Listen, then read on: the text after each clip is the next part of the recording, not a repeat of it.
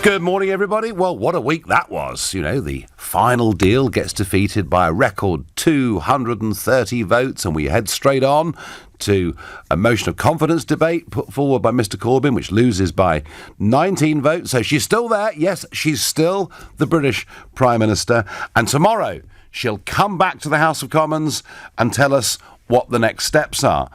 Now, stories, rumours overnight that she's going to try and break the backstop problem by proposing a bilateral treaty between the Republic of Ireland and the United Kingdom, something many of us thought at the beginning was the right way to deal with this. However, I can't see the European Union wanting to give up its authority on that. And then as we go through the rest of this week, and tomorrow might be rather dramatic, not just in the sense of what Mrs May says to the House of Commons, and the Cabinet extraordinarily are meeting this afternoon to discuss that, but a whole series of amendments that are being put down. People like Dominic Grieve, people like Nick Bowles, people like Yvette Cooper, a series of amendments being put down to either completely stop the idea that we leave on March 29th without a negotiated settlement with the European Union, to attempts to get Article 50 suspended. And, you know, for months, folks, I've been warning that is where I think this is going to go. Even talk that a committee of parliamentary chairs could actually take control of the whole process, leaving the executive, frankly, somewhat neutered.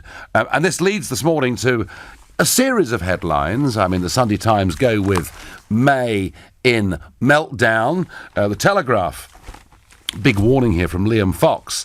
MP plotters risk political tsunami, warns Liam Fox, and he's talking about perhaps the political structures that we know today breaking apart and maybe new political parties coming along. And we'll discuss that at 11 o'clock this morning, because there's some speculation in the Sun newspaper about the formation of a Brexit party and whether I will or will not be involved in that. So we'll talk about that from 11 o'clock. Is British politics, and it was, in a sense, was Brexit the first earthquake? Are there more massive earthquakes to come in British politics? And the Express leads with, they will do anything to stop Brexit, referring to rebels in not just the Conservative Party, but of course in the Labour Party too. I have to say, yesterday, I went out yesterday morning and I went to the dry cleaners and did a bit of shopping and went to the wine merchants and one or two other things like that. It's not dry January for me. It's very interesting just being out for a couple of hours and meeting real people, normal people, not those who live inside the London, or in my case, Strasbourg bubble, and a general feeling that there is a crisis. Certainly, there's a massive crisis in Westminster. And I wonder, is there a sense of crisis now in the whole country? Well, we're going to debate that. What I do think is that the level of disconnect between the governors and the governed has never been wider in my lifetime. I can think back to 1974. I can think back to that post-3-day week period. I can think back to inflation at 27%, unemployment rocketing to a record 3 million, two general elections that took place in the space of about 8 months, a Labour Party in the end coming in with a majority of 3. I mean, the country really was in very, very deep crisis then. Is this country in crisis now? And if you think, yep, we're in pretty dire straits, we've become an international laughingstock, it's going to be bad for investment, and it's seriously bad news, call 0345 6060 973. Or maybe you think, what did you expect? You know, a big political change that we, the people, have tried to foist upon a parliament that is 75% Remain. Actually, Nigel, this is all pretty normal. It's what I expected. Then text to 84850. Or maybe the crisis just exists within politics and Westminster. Maybe what I was seeing on Saturday morning was almost a sense of unity. That regardless whether we voted Leave or Remain, we're getting on with our lives, and we're just appalled by how badly led we are, and frankly, how dishonest increasingly we think our political class are. If you think actually the crisis is Westminster and not out in the wider country, then please tweet using the hashtag Farage and LBC at LBC, and of course Facebookers who watch us live, you can comment there too. Sky data poll that came out on January the 16th, a couple of days back, said the majority of the public thinks the country is in crisis. 61% think we are in crisis, 34% think we are not in crisis, 5% either don't know or have just completely given up. They've shut the door. They don't want to know what's going on out there. Are we in crisis, or is it just confined to Westminster? Christian is a new caller from Switzerland. Good morning, Christian. Good morning, Nigel. So, as you look from the very stable Switzerland to this... well, it is stable, isn't it? Yeah. But it depends by the region. We had some issues on the border regions, but things are going fine. We have a deal with the European Union as well, and that's a kind of problem. That's why I look with interest to the British politics, Yeah, I mean, one of the things, Christian, that was said here was that maybe our new relationship with the European Union should be a little bit like Switzerland's. Well, yes or not, because honestly here we have some issues with, to say, immigration, at least for the border regions, because of the free movement, Yes. There's we got a partial control of the borders, but it's not the way it's supposed to be to protect the internal market work.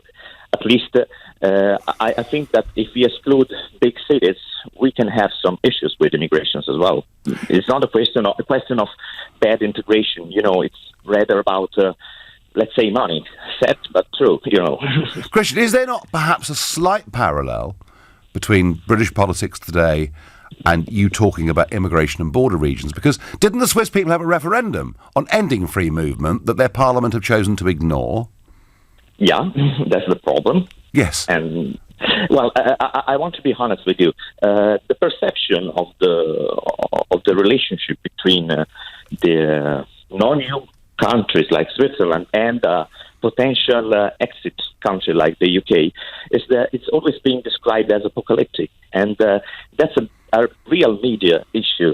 Because if you want me to be honest, the description of the situation in the UK now, from the European point of view, sounds like apocalyptic. While you told me that life, everything is carry on as usual. So I think that that's just an opinion from outside, that the British politics didn't really insist on the fact that the European Union really needs the British economy, the British market. Well, of course, Christian. Of course. But I think, and they never say. I mean, I would like to hear that every time, every day, that the UK is the biggest import from Germany, and Germany lives with export, because the European Union is being conceived for living on export. They basically destroyed the internal markets. That's the Christian, I wish you'd been advising our Prime Minister on this, because she actually had some incredibly strong negotiating cards and she's never ever played them. Christian, thank you for your Swiss perspective on this. Your messages piling in. I don't think there's any crisis. Theresa May needs to deliver what we voted for, and that's leave. I'm not interested in any special relationship with the EU, and I'm more than happy leaving with no deal. Well, this is the point, isn't it? It was at that speech in Florence when the Prime Minister changed the narrative and said we are seeking a deep and special relationship. I didn't vote for that. I voted to leave, and ever since that day, I sense this has been going wrong. On Twitter, we are not in crisis. It's simple. We leave in March with no deal. The crisis is only in the minds of those who will not accept the result. Let's not needlessly complicate it. Folks, I agree with both of you. And of course, 498 MPs voted for us to leave, either with a withdrawal agreement or without one. The trouble is, as you're going to see, folks, tomorrow, there are lots of leading political figures from both the Conservative and Labour parties who will do their utmost to stop what they voted for and what we voted for from happening. James is calling from Manchester. Good morning, James. Good Good morning, Nigel. Pleasure to speak to you. Nigel, I totally agree with you. I think there is a massive disconnect between the establishment and the people. I'm a Brexiteer, obviously. You only needed to watch Question Time last Thursday from Derby to see the absolute annihilation of the people that were like the Diane Abbotts that wanted us to stay and who actually said on Question Time that Labour would take anything from the EU, and the absolute roar when Isabel Oakenshaw, who I absolutely adore, said we should just leave on no deal, and the whole audience went up. I've never seen anything like it. Do you know, James, I saw that, and because I know Isabel Oakeshott very well. And, you never quite know what you're going to get on Question Time. To be fair to them, they work very hard to balance their audiences and make them reflective of the towns or cities that they're going to. But, I mean, literally, when she said what she said, I've appeared 32 times on Question Time. I know that programme better than most. And I have to say, James, I've never seen a reaction like it. She simply said, we voted to leave, let's leave. It was remarkable, wasn't it? Yeah, and can I just quickly say as well, Nigel, I've just come back from Poland. I was in Krakow. Now, I was there on 6th of January, which is, my birthday, and I was at the Three Kings March. You should have seen the populism that is going on in Poland at the moment. And what I was finally going to say, because I know you've got to get to the news, I was going to quickly say, this government, the way it's going right now, is opening up the floodgates to the next party that is going to be a populist party and a far-right party, and they are now literally inviting those people to be in, and I will be voting for that as well. Well, James, that, of course, is what Liam Fox was warning about, and we're going to debate this in full from 11 o'clock. James, thank you for your perspective. You're listening to the Sunday edition of the Nigel Farage Show here on LBC, and it's 10:15. This is LBC. The real reason Sleeping Beauty fell asleep was because it was taking so long for the palace to sell, and the handsome prince needed the proceeds to buy their new home with no time to dwell. I know who can help. Property Rescue. I'll contact them straight away. So he spoke to their friendly team, who took care of every detail. They bought the palace direct, with no legal fees to pay. Fast forward to living happily ever after. Visit propertyrescue.co.uk. Property Rescue. Fast forward to sold. Everybody wants to lose weight and live well, but it isn't always easy. Exclusively inside Sunday's Mail on Sunday, a brilliant new wellness and weight loss plan from WW, formerly Weight Watchers. A fabulous free 24-page special, packed with mouth-watering recipes so you can eat what you love and still lose weight. Plus, super simple exercises to help you feel healthier inside and out. A life-changing new plan from WW, formerly Weight Watchers. Free inside this Sunday's Mail on Sunday. What if you could sail into a world where anything's possible? A world where every day brings something new? What if you could feel on top of the world no matter where you are? With Celebrity Cruises you can. Book your Celebrity Cruise now and enjoy complimentary drinks plus savings of up to £700 on selected 2019 sailings. The world is open. The sail is on. Visit celebritycruises.co.uk today or contact your travel agent. ABTA and ATOL protected. Calling all hard-working minicab drivers. Are you the very best London has to offer? Yes? Then Greyhound Cars, one of South London's oldest and most progressive minicab companies, want to speak to you. Spend less time travelling to jobs and more time earning money. With a very busy day circuit, we have high demand and are now offering great bonuses and mileage rates for the very best drivers. You could pay as low as 10% commission. Start today at greyhoundcars.co.uk. 2 bananas, 4 slightly frozen goji berries, half a spoon of flax seeds. Fresh starts, eh? At BMW, we don't want you to bother with the boring. For only £39, our technicians will top up your BMW's vital fluids, check key components, and finish off with a wash and vacuum. Give your BMW a liquid detox. Search BMW service to book online today. Participating BMW centres only. Component checks may vary. Offer ends 31st of March 2019. Is Donald Trump a dangerous provocateur or a great entrepreneur? Does the Me Too movement empower women or undermine them? Does the country need a people's vote, or have we already had one? With independent opinions from the best British journalists, read a magazine that makes you think. The Spectator. Open for debate. Try a month free at spectator.co.uk. Credit card required. Future subscription costs apply unless cancelled 7 days before end of trial. Leading Britain's conversation. LBC, The Nigel Farage Show. Well, 61% of people tell a Sky Data poll that they believe the country is in crisis. What is beyond doubt is that Westminster is in crisis. Our political parties are in pretty deep crisis. But is the country as such in crisis? Richard from Ashford says the country isn't in crisis as such. This is not war. It's just a battle between people and the political class, because I wish they'd stop using terms like crashing out on people's vote. All they're doing is try to deny the will of the people. Well, there's certainly a lot of that going on. And Alan shows me why I think there is a crisis in the sense of trust. The relationship between the governors and the governed. And Alan says on Twitter, I've spoken to lots of people where I live here in Kent, and the majority of them have told me that if Brexit is not fully delivered, they will never vote again. Now, you may have seen, folks, some opinion polls in the last 48 hours suggesting that Remain now has a bigger lead than it's had since polling day. Now, whether that's true or not and how it's been weighted is a separate issue, but one thing that is true, and I listened to Professor John Curtis on this yesterday, is he says nobody who voted Leave has changed their minds. But there are some people who voted Leave who are so upset, so distressed at the level to which they've been ignored, that at the minute, when they're asked, how would you vote in a second referendum, they just say, to hell with it, we wouldn't bother, what's the point, it's never going to get delivered. And that is an absolutely massive, fundamental breakdown of trust that suggests to me that not only is our whole relationship with democracy in crisis, but that actually extraordinary things could happen from here on. Gareth is a new caller from Newport in South Wales. Hi, Gareth. Hi there, how are you? I am well. Gareth, do you sense crisis in South Wales, or is it just Westminster that's got his knickers twisted?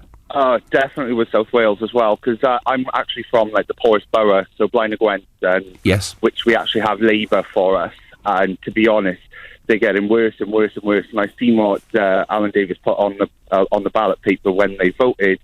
He didn't care either way, but that's not delivering. We at Blaen y Gwent actually voted to leave. It was a big. That was it for us. We decided to leave, and for him to write on that paper saying either way, it's just a waste of space. And I just think the two biggest political parties together, there's no trust between them. They don't want to talk to each other. They're at loggerheads. So we're just up the creek, really, without a paddle, I reckon. Now, South Wales, Gareth, was one of those areas that surprised the establishment with just how big a Leave vote it was. Yeah. And Wales as a whole, of course. What do you sense, Gareth? Do you sense people are upset to the point of never wanting to vote again, or do you sense they're angry and want this delivered? Which is the sort of dominant thought that you get? It's definite anger, because I voted to leave as well. Because, obviously, we managed before the EU. The UK managed perfectly well. Wales was thriving, and now we've just got handouts from the EU. Nothing's coming in for us anymore. And I believe we need to be able to stand on our own 2 feet and do what we need to do. And I don't think anybody would vote again, because look at this one. Nothing's happening. Nothing's happening at all. Do you see any light, Gareth, at the end of the tunnel? Well, I do, yeah. I do see a light, but not with Theresa May or Corbyn, to be honest. Okay. Do you know what I mean? Yeah, well, I tell you what, the failure of leadership is quite astonishing. Gareth, you're a star, thank you. Tom in Ottershaw says, the problem with Parliament isn't trust, it's delusion. May thinks she has a credible plan. Grieve is convinced he's a Democrat, and Corbyn imagines he's got an alternative. I quite like that. Let's cheer me up a bit. Gosh, we need it sometimes at the moment. Andrew is calling from Warwick. Andrew, good morning. Are we in crisis, Andrew, or is it just our politics? Hello again, Nigel. No, I think this is a wonderful thing. I think people don't think of childbirth as a crisis, do they? It's a massive change, and there's usually lots of sort of shouting and drama. Uh-huh. But this has been an absolutely wonderful thing. It's shone a very, very bright spotlight exactly where the current establishment doesn't want it shone. It's illustrated that there's been slow, slimy slide towards a sort of from proper democracy, parliamentary representative democracy, to a sort of very, very continental elitist elected dictatorship. And this is absolutely unconscionable to a people that developed things like golf and rugby and football and cricket, things that are based on rules where everybody understands what the rules are going to be, and we all agree, and whoever wins wins. This is a wonderful thing to happen. This is going to be. I mean, yes, it's absolutely the time for new parties, but yeah. So Andrew, this sunlight that has been shone onto our politicians, our political parties, the whole process, you think this, in the end, will lead to radical change and put us in a better place? Yes, I think it will. I mean, the fact is that mainstream media has changed. I mean, as I think you've said as well, with YouTube showing your talks in Parliament, the mainstream media are now very much on the back foot and are being forced to be far more honest about things. I mean, the way the D-notices have been issued about the Gilets jaunes in Spain or in France, all that happens is that the presence of D-notices then reported on mainstream media, followed by a whole load of video evidence. And of course the internet. And of course the internet means you can't stop this stuff getting out now anyway, can you? Yeah, absolutely. I mean, the other thing that I think is going to be very, very positive is the fact that, I mean, there was an absolute betrayal in so many different vectors in Theresa May's deal. In actual fact, it was almost a roadmap of exactly what must be changed. Because of the fact they've come out and said these are all things we want to do. What they've actually done is these are all the soft points. These are all things that we don't want to lose. I mean, including it's again shone a fantastic spotlight on the defence issues. I mean, you've had Richard Dealove actually writing to the Times and saying, for God's sake, don't go with it because of these reasons. And Charles Guthrie, the former CIGS. Yes, sorry, Andrew. Yeah, Andrew, just very quickly, has this also put a spotlight on Theresa May's ability as a leader? And do you think if she went, we might be in a better place? Oh, I think that goes without saying. I mean, she's rather wandered around with a sort of showerhead of spotlight on her. She's been incompetent from the absolute start. And the problem is that because she is being run by other people who dictate the ways of government, she's had to do things that have been progressively more and more ridiculous, to the point where it's really got to it's like watching a massive version of the Parrot sketch. Right. Okay. Andrew, great perspective. And Andrew, they're saying, look, we can all see what a rotten bunch they are, and that means big change is coming, and we're going to re-democratise this country. It's a wonderfully positive mindset to hear, and we perhaps need a little bit more than that. Yes, there is a crisis, and you are responsible, Mr Farage. Thank you. Well done, Dominic Grieve and Nick Bowles and Yvette Cooper. Let's stop Brexit and save our country, Paul from Bevan. I tell you what, Paul, come on, grow up. Let's stop democracy. You can't have these peasants voting about their own future. Why not get a few people like Dominic Grieve? Form a committee, abolish elections. Gosh, wouldn't that be wonderful? I find that line of argument just truly incredible, but there you are. Some people hold it. I voted Remain, Nigel, but I always respected the result. However, if there's a second vote, I will vote Leave and then never vote again in any election in my lifetime. The will of the people must be carried out. Well, Mick, you'd have thought so. Sebastian is a new caller from the Rhondda in South Wales. Good morning, Sebastian. Good morning, Nigel. It's a pleasure to speak to you. I myself, I'm a young voter. I'm a Brexiteer. Yes. I still believe in Brexit. Yes. But I think the problem is definitely, as you said, I think most Leave voters, we stand our ground. We believe in the vote. We want to carry it through. We want to be listened through. But I think what is worrying for me personally, I voted Conservative because they promised that Brexit we all voted for. Yep. But they are virtually a Remain party. They've watered down the Brexit they promised. Labour's moving in a direction of a second referendum. Yep. And the UKIP vote has disappeared. And I think if a new Brexit party is desperately needed, and I think for that to work, I think it has to unify those traditional Labour voters and those and the Conservative voters. I think it needs to bring the two sides of Leave voters together, and I think it would definitely cause a shake-up in Westminster, one which is strong on workers' rights, for example, bringing back manufacturing jobs and things, but it's tough on things like immigration, but I think that's definitely what is needed now as a new party. Sebastian, we will debate that at length from 11 o'clock this morning. And do you sense, living where you are, is the crisis in Westminster, or are you feeling it in the Rhondda too? It's definitely in Westminster. The politicians just determined to do anything they can to brush aside the vote and not listen to us. They didn't like the answer we gave them, basically, Nigel. I know. I mean, they just determined Dominic Grieve, Anna Soubry. Oh my God, we could be here all day listening. What do you think of these people, Sebastian? Keep it clean. Keep it clean. Of course, Nigel. My own MP, he voted to remain. And everything. Of course, everybody has a right to their own opinion and things. But the difference was with the Brexit vote, they decided to give the vote to us, whereas in normal elections, we transfer sovereignty to them. We put our trust in them, and we re-elect or boot them out every 5 years, for example. But they decided to give the decision to us, and they should implement the decision which we gave them, and that's to leave. Yeah, saying this and saying that. Sebastian, we voted for it and they voted for it because 498 of them voted for Article 50. Sebastian, thank you for your passion there from the Rhondda. You're listening to the Sunday edition of the Nigel Farage Show here on LBC. It's now 10:30 and time for the news with Rachel Gerrish. A car bomb on a courthouse in Londonderry has been described by the DUP leader Arlene Foster as a pointless act of terrorism. Police say they spotted the device last night and just managed to evacuate a church youth club before it was detonated. 2 people have died in a large fire at the French ski resort of Courchevel. It started early this morning in a building where seasonal workers were staying. At least 22 other people have been injured. And former Brexit Secretary Dominic Raab says the Prime Minister should rule out extending Article 50, amid reports of a backbench rebellion where MPs will try to delay the withdrawal. The Prime Minister will hold a conference call with her cabinet this afternoon as she tries to work out her plan B before tomorrow.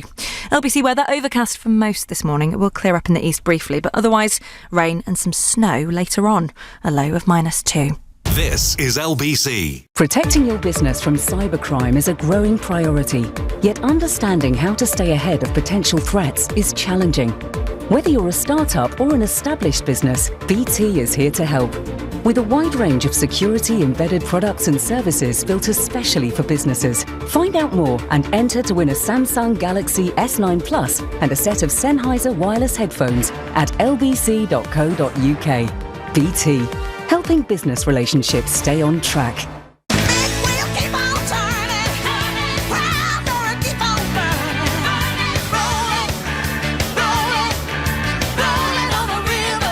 At the AA, we're always trying to make your journey better. Our mechanics fix 8 out of 10 cars at the roadside, usually within 30 minutes of arriving.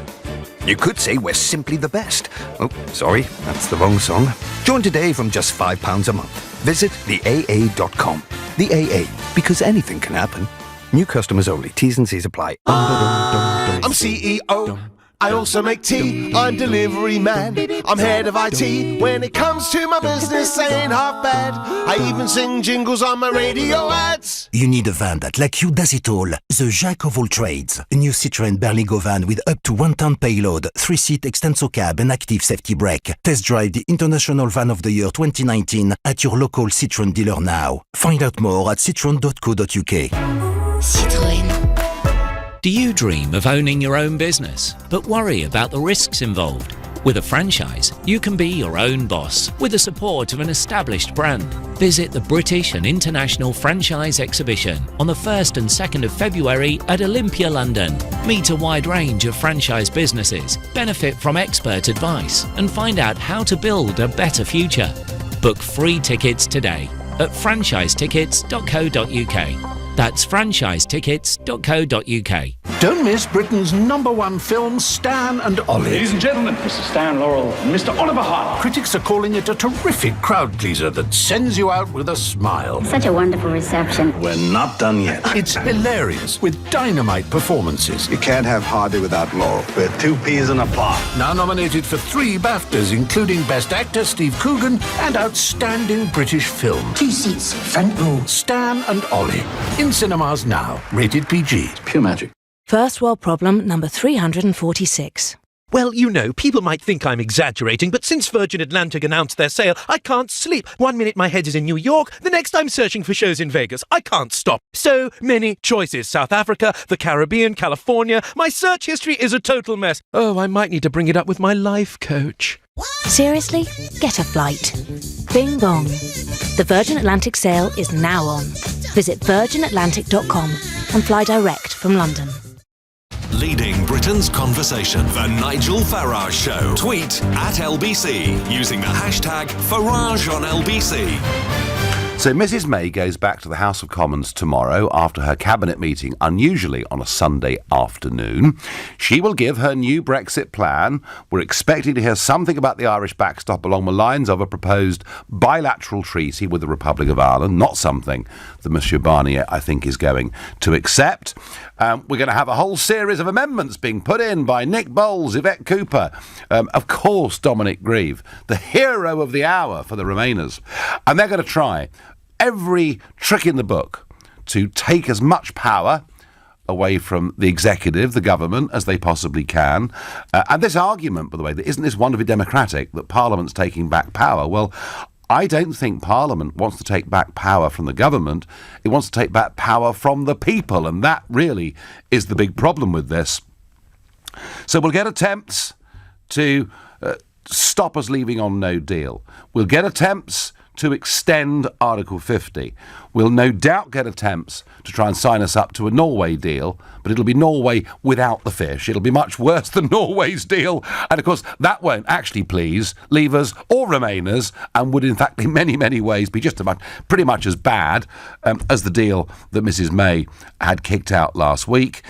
So do any of you think that the political crisis in Westminster is going to ease this week, given that on the 29th of January, the following Tuesday, there's going to be a debate and yet another final vote? The answer is no. The crisis in Westminster is very real. I'm just trying to examine whether it's out there in the country as a whole, or whether maybe in an odd way there's a bit of unity against all our politicians. Much of this, folks, this is not a failure of Brexit, it's a failure of leadership. And I'm reminded this morning of an interview that Michel Barnier gave to Le Point magazine back in 2016, and I quote directly: "I would have succeeded in my task if, in the end, the deal is so hard on the British that they prefer staying in the European Union." Well, I've got to tell you, Barnier, I wish you were on our side, because you're really pretty good. Mind you, our lot are blooming hopeless. I mean, our civil servants and everybody, we concede. Theresa the Appeaser is happy with that approach, and we wonder why we finish up in the end having been beaten. Matt is a new caller from Norwich. Matt, good morning. Good morning, Nigel. Well, I think we can all agree that Westminster is in deep crisis. Is the country in crisis, Matt? Or actually, are we going to come out of this a better, stronger place? Well, I think there's a couple of points. One caller made earlier on Andrew Castle regarding that the country isn't quite in crisis. Everyone is going about their daily business, but Brexit is certainly a cloud over everyone that everyone does really want resolved. I've got a point regarding Corbyn's laughable stance on not negotiating. Yep. Try and take no deal off the table. Yep. I don't know why Theresa May. He's concerned with the amount of money spent on no deal, which we should be doing as our only bargaining tool. But she says to the EU that we deduct all preparation costs for no deal in order to counter their potential last-minute deal on the last day. So whatever we spend on preparing for a no deal between now and the 29th of March, that's deducted from the 39 billion. And that might appease Corbyn a little bit, because he's concerned about the costs of what is due diligence. And I'm saying this from a person who's not scared of no deal at all, but in order to demonstrate that and play their hand a little bit from a position of strength, which is where we should be. Well, of course, I mean, perhaps, Matt, one of the big benefits of what we call no deal WTO exit. One of the big benefits is that it would save us $39 billion. It's quite attractive in one way, isn't it? It is. I mean, and if we would say to the EU, if your potential last-minute deal that's going to come through costs us another $4 billion no deal, they're going to get less money and it will play their hand a little bit. But we're going to save it overall anyway. So it just means putting that infrastructure in place. And I come from an industry, construction, that everyone is fearful of, that Brexit is one of the big scaremongering elements is associated with the construction industry.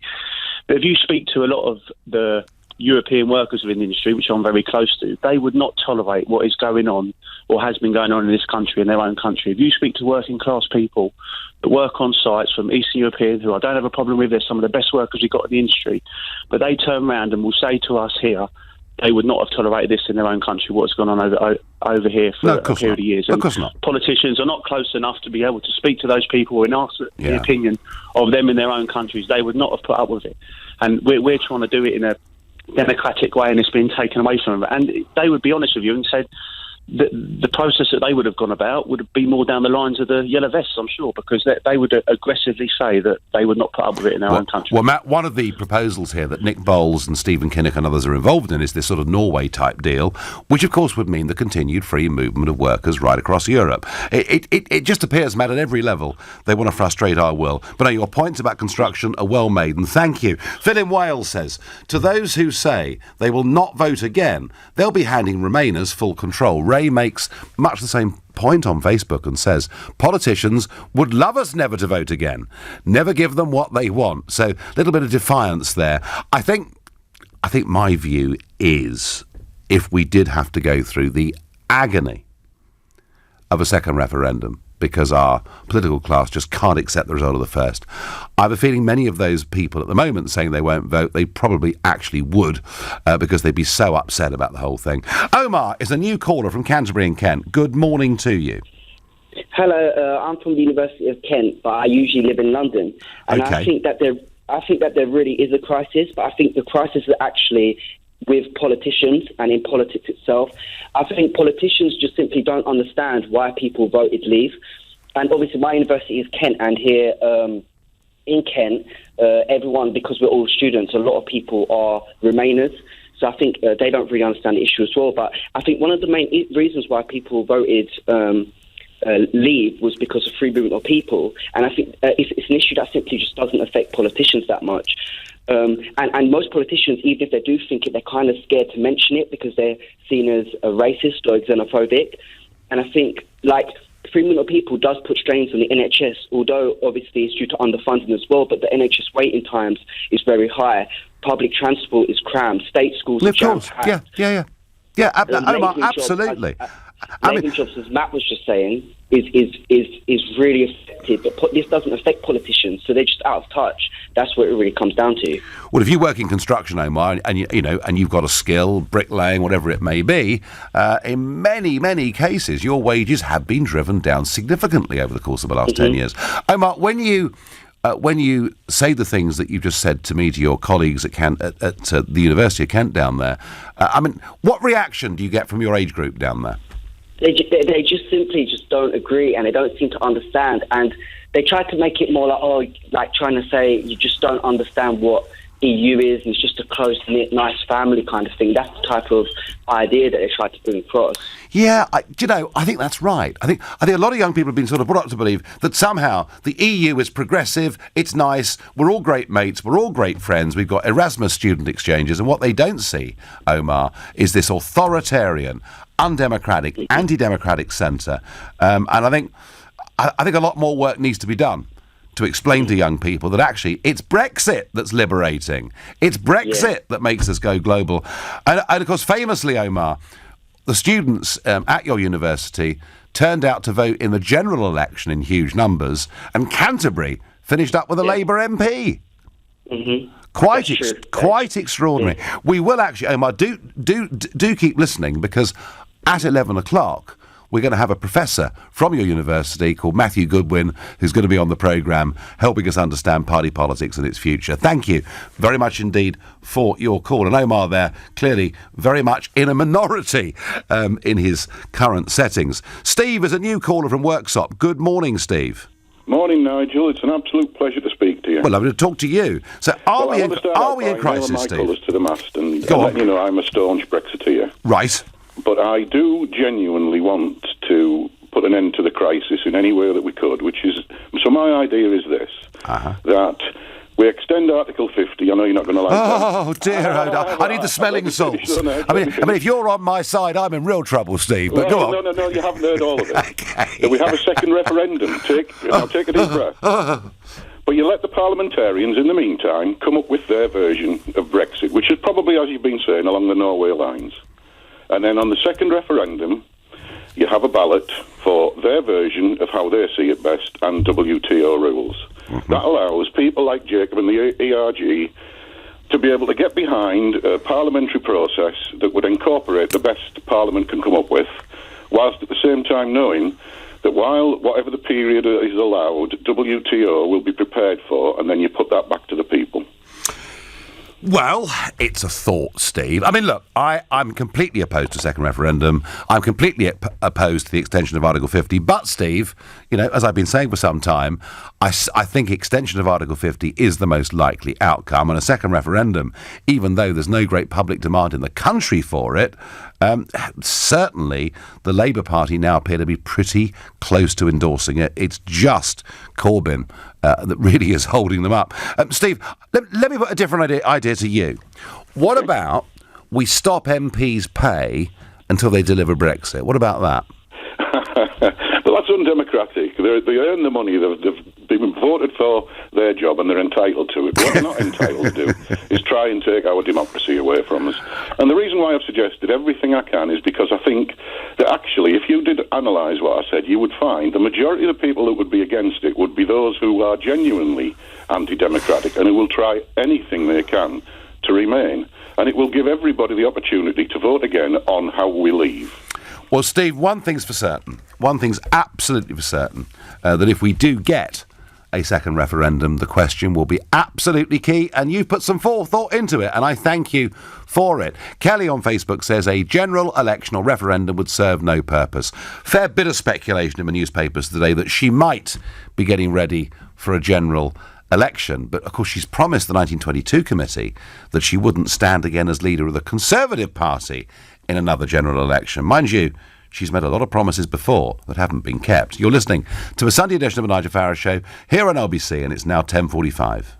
LBC at the weekend. Majid Nawaz. Yeah, I have some confidence as to where Sir Keir Starmer stands on our membership of the EU. If you were to ask me where Sadiq Khan stands, I could tell you that. Unfortunately, for whatever reasons of his own design, by the way, we're somewhat vague as to what Jeremy Corbyn currently believes about what should happen with Brexit. Leading Britain's conversation. Majid Nawaz. Today from 12 on LBC.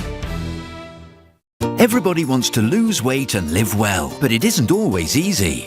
Exclusively inside Sunday's Mail on Sunday, a brilliant new wellness and weight loss plan from WW, formerly Weight Watchers. A fabulous free 24-page special, packed with mouth-watering recipes so you can eat what you love and still lose weight. Plus, super simple exercises to help you feel healthier inside and out. A life-changing new plan from WW, formerly Weight Watchers. Free inside this Sunday's Mail on Sunday. 2 bananas, 4 slightly frozen goji berries, half a spoon of flax seeds. Fresh starts, eh?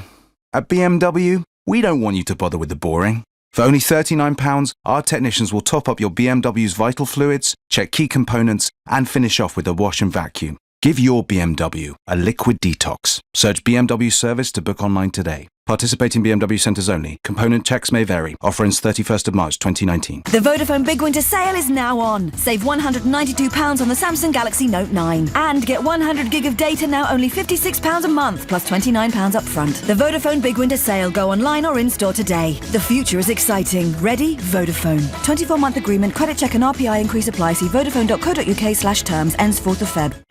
Are you about to put your audit out to tender? How will you decide which accountants to select? Whether you decide to spend more or less, go bigger or perhaps smaller, what you really need to do is choose the one best suited to your company. In which case, you should arrange a free meeting with Barnes Rofe. We know that every client has different needs because we spend the time to get to know them personally. Contact us at barnesrofe.com. Barnes Rofe. Clever accountants for business. Block management? It's a doddle, isn't it? I mean, once you've got budget approval, all you need to do is your service charge invoices, Health and safety regulations paperwork, do the cleaning, the gardening, general maintenance, sort out site inspections, arrange contracts, insurance, emergency representation. Yes, block management. Such a doddle. Save time and money and cut down on the stress. For complete block management solutions, just call ABC Estates. ABC will take care of all your day-to-day management, leaving you as happy as Larry. For complete block management solutions, see abcestates.co.uk or call 0800 888 6688. The Nigel Farage Show on LBC. Politics in crisis. Is the country in crisis? Well, something it is, something it isn't. Maybe we're all uniting around our total distrust of our political class and we're looking for a better way forward. Maybe our politicians, as one caller suggested from Warwick earlier, maybe our politicians have been exposed and this will lead to big democratic change in the future. On Twitter I get, if I hear the phrase, all options remain on the table one more time, I think I'm going to lose it. Yes, I know what you mean. Because actually what we do want, I tell you what we do want to end any sense of crisis. The country wants leadership and it wants resolution on this issue. Give us what we voted for, there'll be no crisis. Oh, you in Westminster may hate it, but don't worry. You'll get jobs at some of the big corporate companies, or maybe the European Commission will take you on for a couple of years. But the rest of us want leadership. We want to move on, and that is the common view. Lewis is a new caller from Poole. Good morning, Lewis. Good morning, Nigel. It's an honour to talk to you this morning. Well, that's very sweet of you. Thank you. So, Lewis, tell me, are we in crisis, or is it just the mess in Westminster? Well, let me break them down for you, Nigel. I'll break them down. All students are Remainers. I'm 18, just turned 18, I'm a student. And what all students have grown up with is this EU in the current form. The bailout of Greece, we've seen problems with the Italian budget, problems with the Hungarian government. And when faced with a choice between young people backing the vote for an EU or for their own votes in the UK, I think young people actually, despite the betrayal in the media, I think will back the votes of themselves in the UK. All right. But why, Lewis, why do so many of your generation... I mean, look, come on, it's not overwhelming, but it's two-thirds a third. Why do a majority of your age bracket seem to think that this European form of government is better than nation-state democracy? Why is it? I mean, I'm not too sure. I mean, it's an easy, well, especially in the campaign for Remain. Yeah, there's a lot of argument about young people's futures, and I think that's something that's been latched onto. I think there's a lot of opportunity outside of the EU, as we've been told and as we can see. And I think that's been ignored by a lot of young people. And I think there's been a negative case for Brexit, especially in Westminster, with young people's futures. And I think that has put young people down the path where they think remaining is somehow the best thing. But when the EU falls apart, as it seems to be doing, then there's trouble for the future of young people. Yeah, well, I take that view too. The idea that being run by Mr. Juncker is somehow the future of young people, I find totally and utterly extraordinary. And Lewis, what do you think of what do you make of the Dominic Greaves and people like this who basically want to overturn Brexit? I mean, they're saying it's for our own good, Lewis. It's interesting to see. I mean, definitely they should have a say. This is a democracy. Of course, people should be able to have their say. But when it takes a step further, especially with these amendments we've seen, it's pushing it. It's pushing it. Yeah. Well, it's against the boundaries of what the people said. Yeah. Yeah. Pushing it is a very polite way of putting it. Lewis, thank you very much indeed. Interesting 18-year-old perspective there. And I've noticed over the last few weeks a lot more young people calling in from both points of view, and that's a very welcome good thing. Luke is a new caller from Gravesend. Good morning, Luke. Hi, good morning, Nigel. Thank you for having me on the show. Not one little bit. So you're there, very much in a Leave area, and you've got a Leave and you've got a strong Leave MP, of course. I have a fantastic MP, Adam Holloway. Fantastic. Yeah. Fantastic representative for Gravesend. Now, I'm 26. I've been a member of the Conservative Party since I was old enough to join. Yep. It is heartbreaking watching people like Dominic Grieve hold the people in such contempt. He seems to be unable to accept the fact that there are loads and loads of people from outside of London who voted to leave the European Union. And it seems like we're now approaching a crisis where it's not about leaving the EU anymore. This is about democracy. This is about listening to people. Well, yes. I mean, we voted for it in a referendum. We followed it up in a general election, Luke, as you well know, and then 500 of them voted for Article 50. So given, and I'm certain that there is this massive breakdown of trust between our politicians and the people living in Gravesend and elsewhere, how do we get out of the other end of this, Luke? Well, I think what MPs need to do is they need to stop being blinded by what I perceive as very middle-class benefits of the European Union, such as going on nice weekend breaks away and having cheap imported wine. It's about listening to the fact that 17.4 million people came out and voted, and you cannot go back to those people and say, do you know what, actually, even though the government spent millions of pounds sending you propaganda, even though throughout the entirety of the referendum you were told you were going to be worse off, that there was going to be a recession on the day of voting to leave, and that jobs were going to be lost, to then say to them, well, actually, do you know what? Despite the fact that we told all of you how wrong we were, and you still came out and voted, we're not going to listen to you anyway. There will be a political crisis like nothing. Well, this is what Liam Fox is saying, isn't it? Liam Fox is saying that MP plotters risk a political tsunami. Absolutely, and they deserve it, Nigel. These people like Dominic Grieve and Anna Soubry and Yvette Cooper should be careful what they wish for, because they will struggle to win their seats back again. Well, two of those, Luke, are in your party and you're a paid-up member. Do you think their local association should try and deselect them? I mean, do you know what? I can't believe I'm saying this, but maybe yes. I've always believed that we should be a broad church in the Conservative Party. I've always seen myself to be to the left of our party, and I've always looked up to people like Anna Soubry, Nicky Morgan, Nick Bowles, and so on. But they clearly do not want to listen to the views of people, many of whom are working class, living on the outskirts of London, living in what people disparagingly call the Brexit belt. They seem to be just EU obsessed. I don't understand why. Well, there was a very interesting piece yesterday, Luke, in The Times, written by Matthew Parris, a former Conservative MP and still a Conservative supporter, and he's basically saying that Jacob Rees-Mogg and the ERG should be kicked out of the Conservative Party. So how on earth do you solve this? Oh, gosh, I mean, that is the million-dollar question. I think what it is that we need to do is realise that we've got a Marxist, anti-Semitic government at the door, potentially run by Jeremy Corbyn, who is waiting his chance to get a general election. We need to unite behind that and remember that hard-working people, they can't afford a Labour government, they can't afford a Corbyn government. They also wanted to leave the European Union, and I think if the Conservative Party seriously wants to govern in the future, then it really needs to listen to those people. Or I think Luke, too true. Thank you. On Twitter, and this came up last week a few times, and I think we're going to see a lot more of this in the next few weeks. If there was another vote, we should rule out Remain rather than No Deal. And I think, a referendum on how we leave might be more acceptable than a referendum that attempts to completely overturn the previous referendum before it's actually even been carried out. Nicola is a new caller from Coventry. Good morning. Good morning, Nigel, and I'm pleased to be able to speak to you. I've admired you from long afar, as they say. Well, that's very, very sweet of you. Thank you. So, my sort of perspective of this is that my mother was Italian, my father was Ukrainian. I was born here, and I'm a very strong Brexiteer and voted to go out of Europe. And there is not a crisis in the people. I think there's a crisis in the House of Commons with the politicians.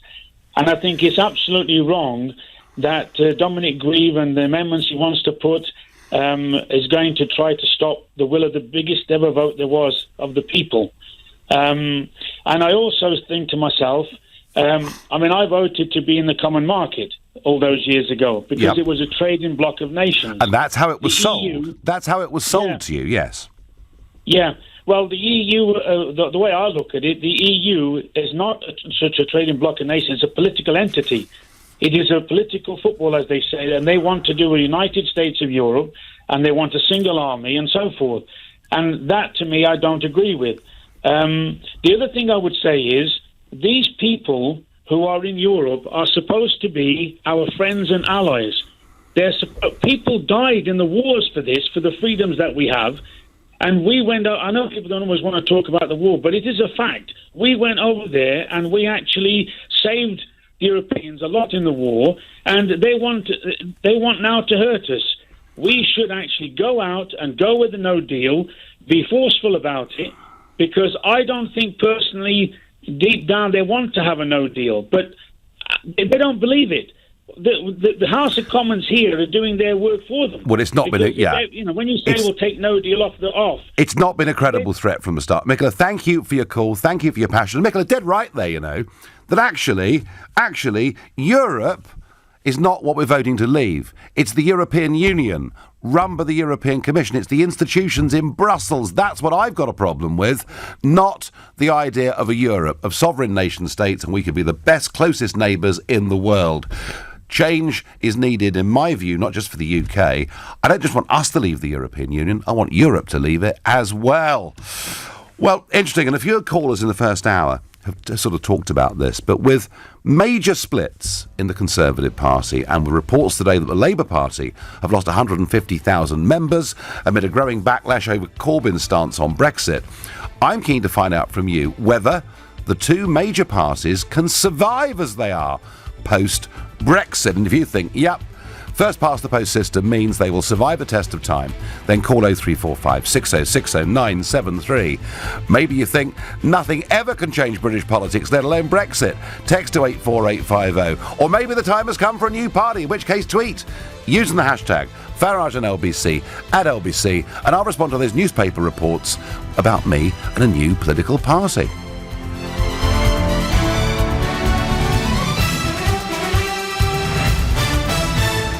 On your radio, on your phone, and here. Play LBC. Leading Britain's conversation. This is LBC.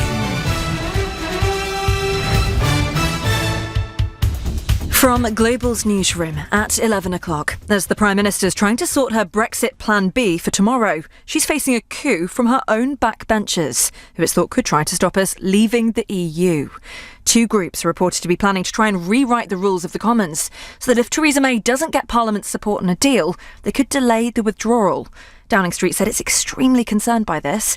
SNP's Westminster leader Ian Blackford's told LBC the PM needs to change her approach. There's a cross-party move to lay a couple of bills that would actually see us having a people's vote as early as the late spring of this year. So she's really got to start, her government have got to start treating people as adults and grown-ups. Let's recognise the scale of the challenge that we face. Nigel will continue leading Britain's conversation on Brexit next. But first, 2 people have died and 22 more have been injured in a large fire at the French ski resort of Courchevel.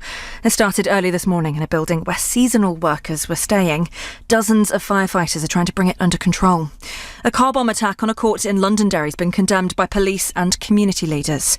It was spotted by officers on patrol last night, who moved to evacuate the area before it went off. Children at a church youth club were among those rushed to safety. Luckily, no one was hurt. Democrats in the United States say Donald Trump's suggestions put forward to try and end the partial government shutdown are still unacceptable. The president's offering extra protection for people who entered America illegally when they were younger, but he still insisted on the billions of dollars to build his border wall with Mexico. Norfolk police say they've given the Duke of Edinburgh some words of advice after he was seen driving without a seatbelt 48 hours on from his crash near Sandringham. The 97-year-old passed a sight test yesterday, but officers are continuing to investigate what happened on Thursday. ITV's royal editor Chris Shipp has spoken to LBC. If, it's all if at the moment, but if that was his fault and if it's because of his age, then, to get back in a car 2 days later and not wear a seatbelt and drive around rather says to me that, he's bullish. We know his character's quite bullish. We know he loves his independence, but really, they should have maybe thought about this a bit harder. A woman hurt in the crash claims no one from the royal family has said sorry. Crowds have gathered for the funeral of 6 unknown Holocaust victims. It's the first service of its kind in the UK. The ashes have been kept for decades at the Imperial War Museum in London. And Britain's Jamie Murray's through to the second round of the mixed doubles at the Australian Open Tennis. Rafa Nadal's into the quarter-finals as well. LBC weather overcast for most. That is going to clear up in the east briefly, but otherwise rain and some snow later this afternoon as well. A low of 2. From Global's newsroom for LBC, I'm Rachel Garish. Kitchen not cutting it? Change it with B&Q. With a range to cater for all tastes and finance options available, your dream kitchen is closer than you think. So, for beautiful kitchens at everyday low prices, you can do it when you B&Q it. See DIY.com for details. This is LBC from Global, leading Britain's conversation. The Nigel Farage Show.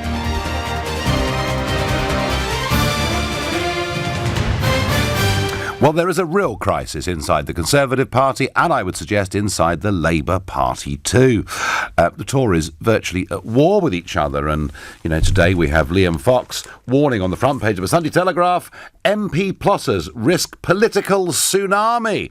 And we heard plenty of callers this morning, Conservative supporting and Conservative members, and you're almost getting to the point where Matthew Parris wants the ERG expelled from the Tory party. Many of you this morning want to see Dominic Grieve deselected or booted out, and you wonder how long can this go on. Similarly with Labour, as the Tory party at grassroots seems to become more of a Leave party for the day, the Labour Party membership, not all their voters mind, but the Labour Party membership appear to be more pro-second referendum, and that, of course, is where Keir Starmer wants to take it, and clearly Jeremy Corbyn resisting that. And I wonder whether these two political parties can survive as they are.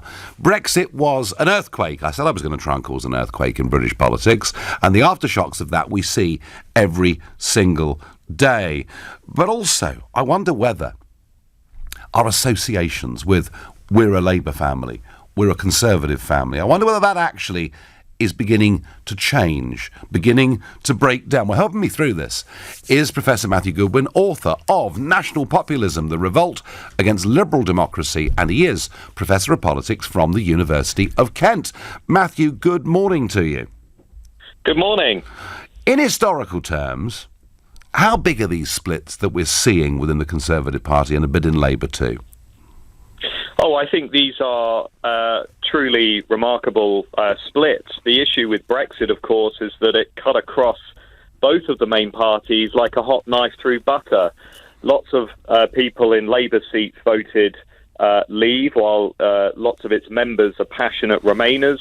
But on the Conservative Party, too, while 70% of Conservative voters say they still back Leave, there's not an insignificant 25 to 30%, particularly around London areas, that are more Remain.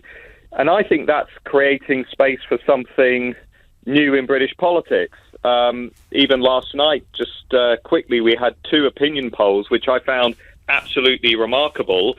79% of all voters agreed with the statement that most politicians do not take account of the views and concerns of ordinary people. Wow. And 64% felt that the 2 main parties do not offer them an appealing choice of who to vote for. So that is disenchantment with...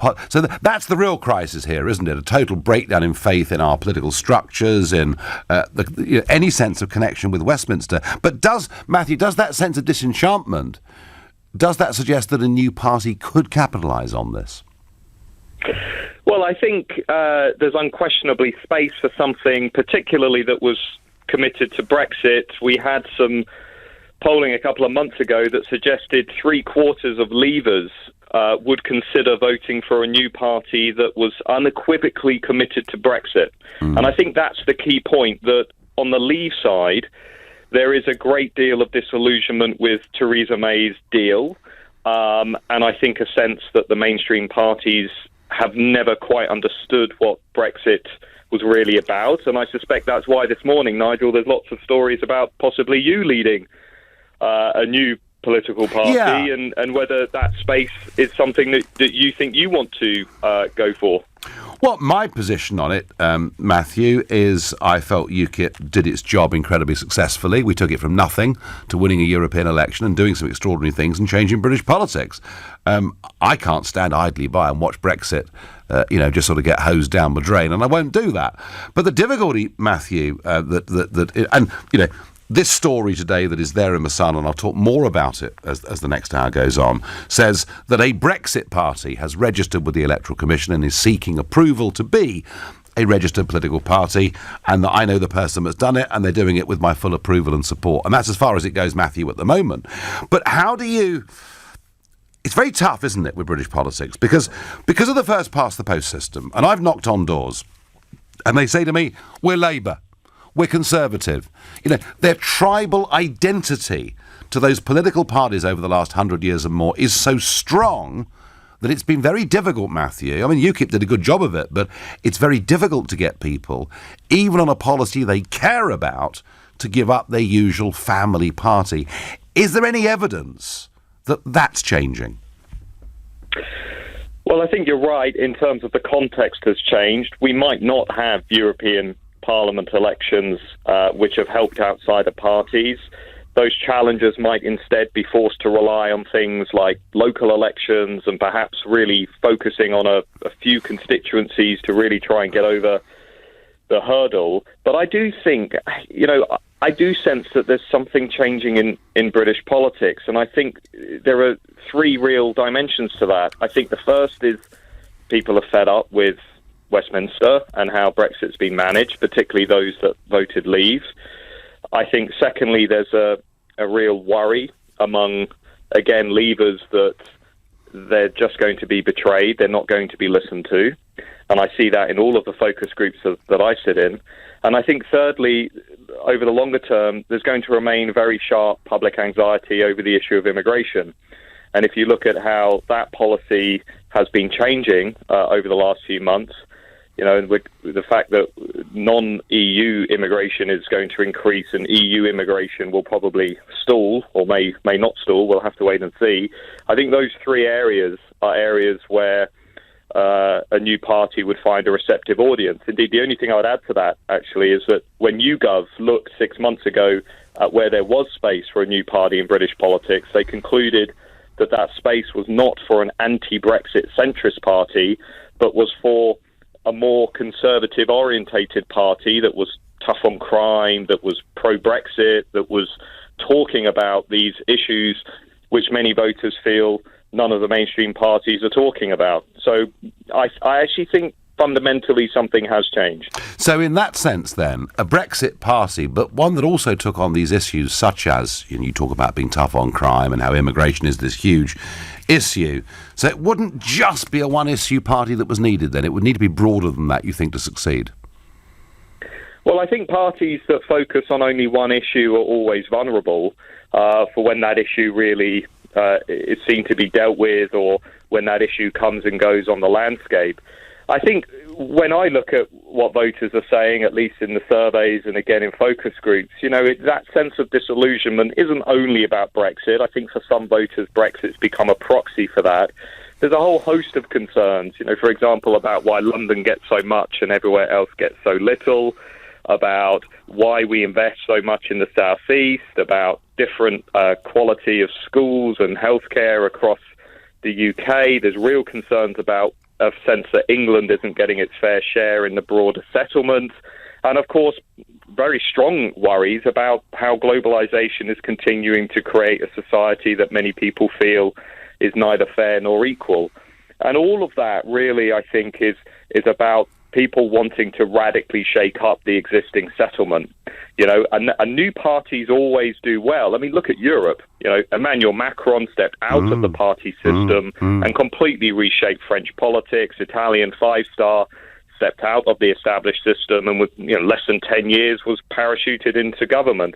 We are seeing things, I think, at least in the European landscape, that are truly unprecedented. And, Britain doesn't feel to me as stable and secure as perhaps it once did in terms of party politics.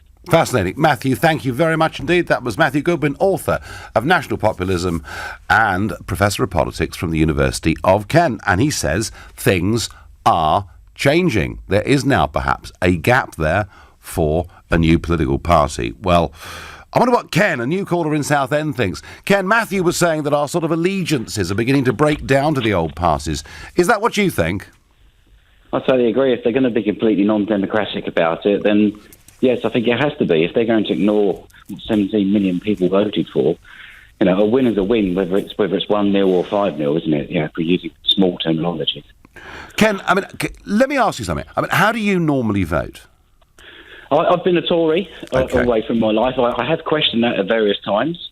My family did lose, quite a lot in the 90s and under the Tory government. But having analysed policies and history, I'm quite a fan of history. I've always made a decision to go down the route of Tory. But I'm questioning that now. I really am. I don't think that, if they're going to ignore the vote of people, I think that we really should make a change. All right, but Ken, let me try this on you.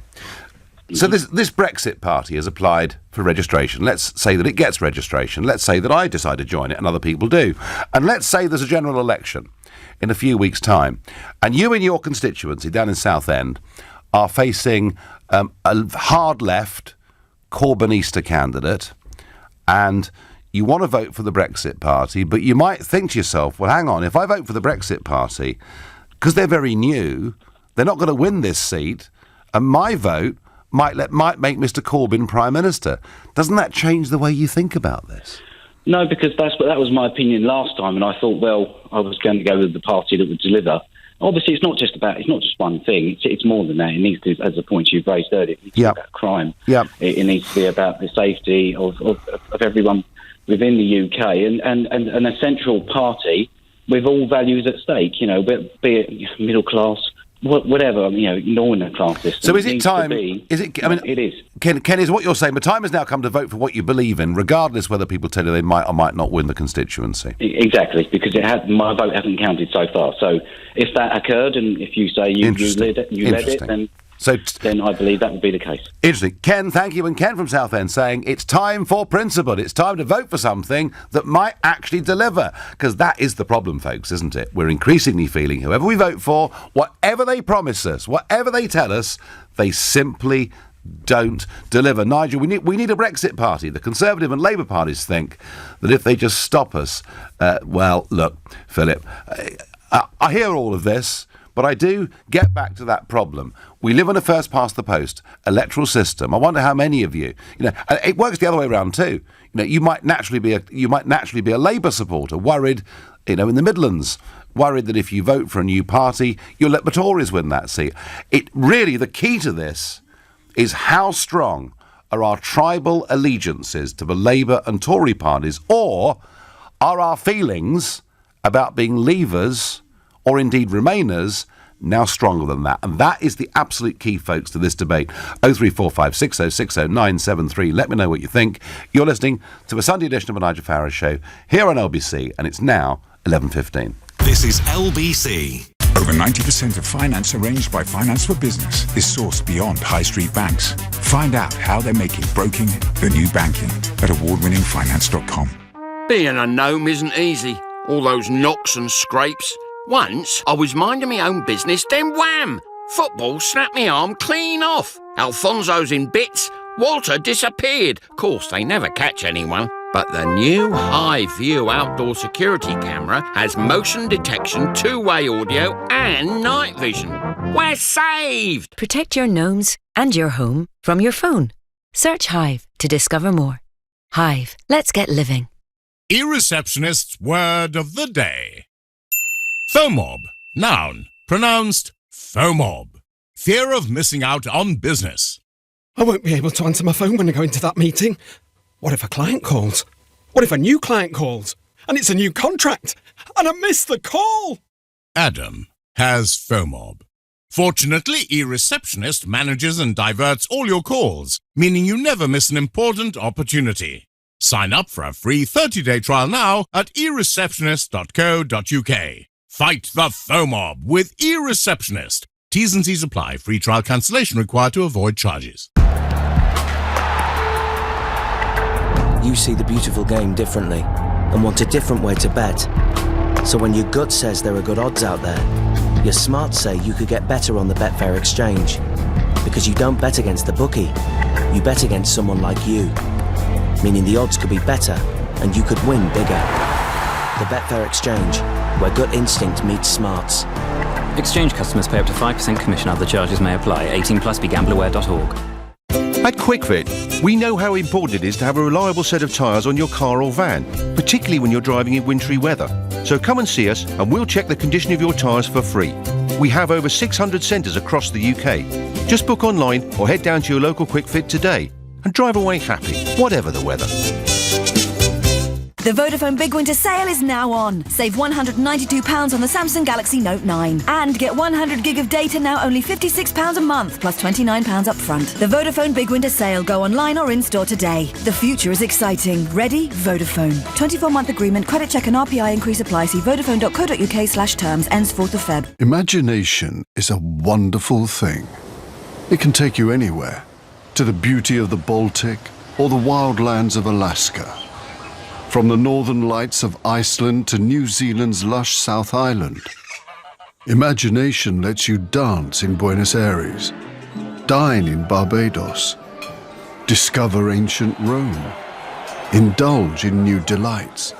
Imagination can take you anywhere, but a voyage with Cunard will take you there for real. Enjoy a little extra with complimentary money to spend on board from Cunard. Conditions apply. Atoll protected. The Nigel Farage Show on LBC. Is the Brexit earthquake going to extend to our existing two big political parties, or will the first-past-the-post system keep them in check? Can a new party succeed in British politics? Well, you listened to Professor Goodwin on from the University of Kent earlier saying that whilst we're not used to this kind of thing in this country, there's more potential for it now than perhaps there's ever been, and he pointed out what Macron had done and indeed how the whole of Italian politics has been completely transformed. Difference being, of course, Italian politics does operate on proportional representation, although, interestingly, in France, their Assemblée Nationale is first past the post and Macron took it by storm. Fascinating. Phil is a new caller from Cambridge. Good morning, Phil.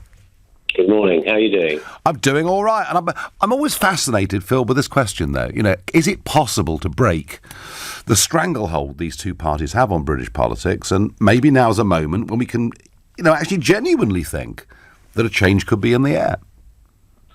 Well, I'm not saying that we probably need a new party. What we need to do is get the parties we've got in order. I mean, currently, personally, I'm a Conservative. And I think our party's a mess at the moment, and we have people fighting for something that don't actually want to join the fight or never wanted to be in the fight.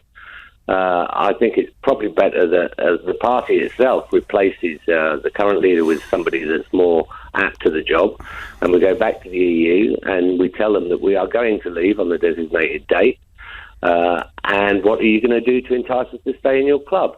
In that instance, if they whatever they say, we need to tell them that they need to imagine their future without us and our influence, and more importantly, our money in their club. All right, fine, Phil, I get it. And actually, in terms of what we do with the European Union, I think you're absolutely bang on the money. But if Theresa May does that, would Nicky Morgan, would Anna Soubry and the others just leave the party? I mean, would that split the Conservative Party? I mean, the point I'm making, Phil, is how on earth do Jacob Rees-Mogg and Anna Soubry stay together in the same political party? Well, I have no idea, to be honest, because I'm a moggist, if that's what you want to call me. A moggist. Anna Soubry doesn't hold a lot of credibility with me. By the way, Phil, did you hear him on Friday? No, I didn't. Okay, so he's out of the country. Well, for those that don't know, Jacob is now going to be doing Friday evening. So I do Monday, Tuesday, Wednesday, Thursday, 6 till 7, and Jacob's now going to be doing Fridays over the course of the next few months. So as a moggist, you can tune into LBC at 6 o'clock on a Friday, and you can call him as well.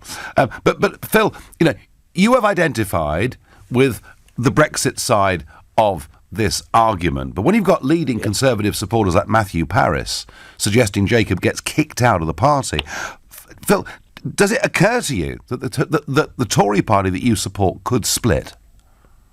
Yes, and it's horrific, the concept of it.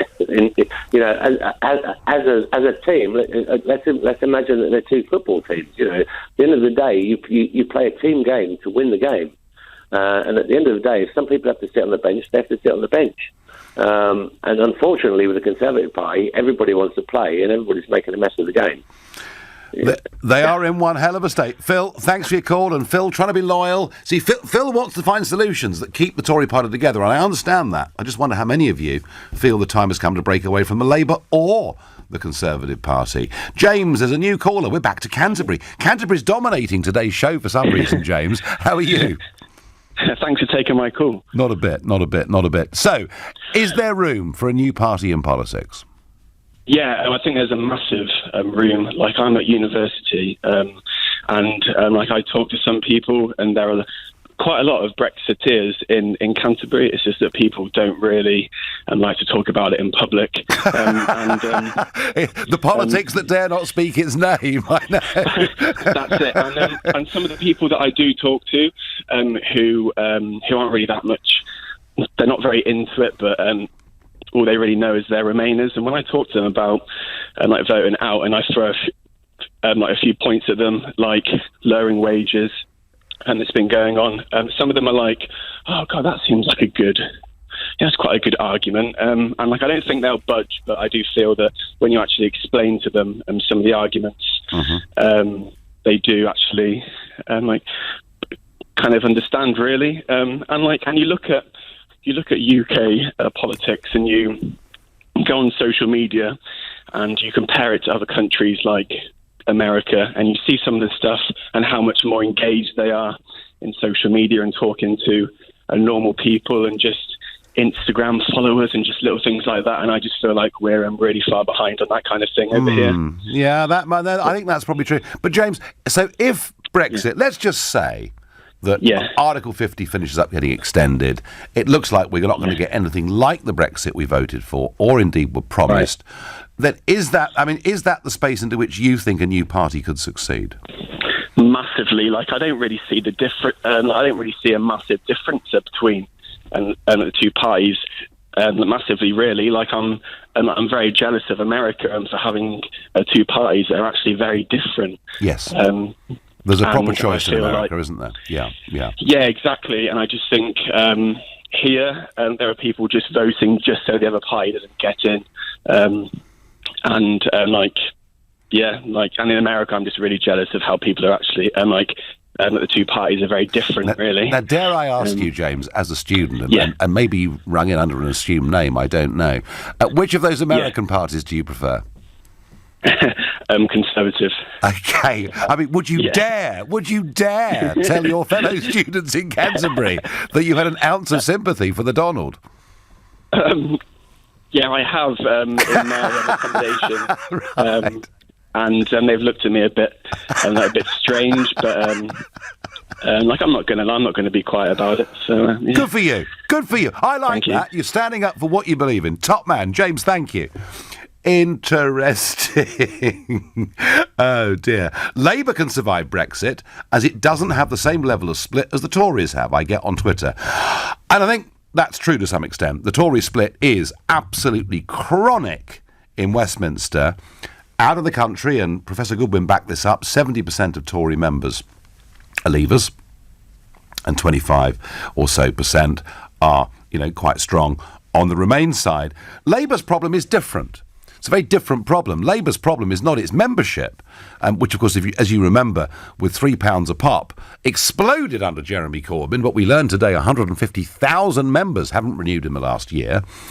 And the Labour Party membership is becoming, from what I can see of it, increasingly London-dominated, increasingly Remain, increasingly pro-second referendum, and yet the leadership is trying to stop Labour becoming the party of a second referendum. No, Labour's problem is different. And Labour's problem, actually, is out there in the country. It's the voters, 5 million of whom did vote for Brexit. So, we'll just have to see. Dave in Kingston says, you'll never get the leading lights of Brexit like Jacob or Kate Hoey to join a new party because of their tribalism. Well, listen, I don't know. I've no idea how British politics is going to shake down. What I'm discussing right now is there the possibility for it? And I have to say, I do think that if the Brexit ball gets dropped, I think there is room for a new party. But I am conscious that overcoming the first-past-the-post political system is a devil of a job, as I probably know better than almost anybody alive. Diane is calling from Bexhill. Good morning, Diane. Hello, Nigel. Nice to hear you laughing. Well, you've got to in these. Really. It's called trench humour, Diane. I think you know. But oh dear, I think there is. I think both parties are doomed. To be honest, I think the first-past-the-post system is just so ridiculous now. I know we've learned what that leads to. I mean, May is leading a party who are trying to get her to do things she doesn't want to do because she's a Remainer. Corbyn is a Leaver. His people are trying to get him to do things he doesn't want to do. I know, it's funny, isn't it? And the thing is, you know, all these Tory whips and doing all this, I think the two-party machine has got to go. It really has got to go because 402 constituencies voted out. And those MPs, a lot of them, you know, they had the right to vote for one single vote, their vote, but they are voting against what their constituencies said. But, Diane, I agree with that completely. And I think what you said before, going back to what you said before, the level of trust and what we need and what many people are waiting for, believe me, is another party to come in the middle of these two opposites. You know, of just slinging, you know, mudslinging and, no, you're doing this wrong. We need a middle road party who, you know, can address the different woes that we've got in this country. But, you know, we need to stand firm and we need to leave. And if they don't leave, I agree with all your other previous people, the anger is building. And do not ignore the silent majority. Ignore it at your peril because these politicians will be out. For we are the people of England who have not yet spoken. Diane, I think that's right. I think it all depends. It seems to me it depends on circumstance here. You know, if Brexit does not get delivered, then I think the space and the gap will be there. Diane, I thank you. There's a lot of passion about this. People really are feeling let down. Chris in Darlington says, a new party should be less Thatcherite than UKIP was seen to be. Good policies would be stop HS2, absolutely, and spend the money saved on training young people in useful skills. Also, tax the big corporates fairly. Chris, you're busy writing the manifesto for a new party, but again, there is this dilemma of you've got people on the left of centre voting Brexit and the right of centre voting Brexit, but I think there are issues like Brexit, there are issues like grown-up immigration controls that actually cross all traditional boundaries of left and right.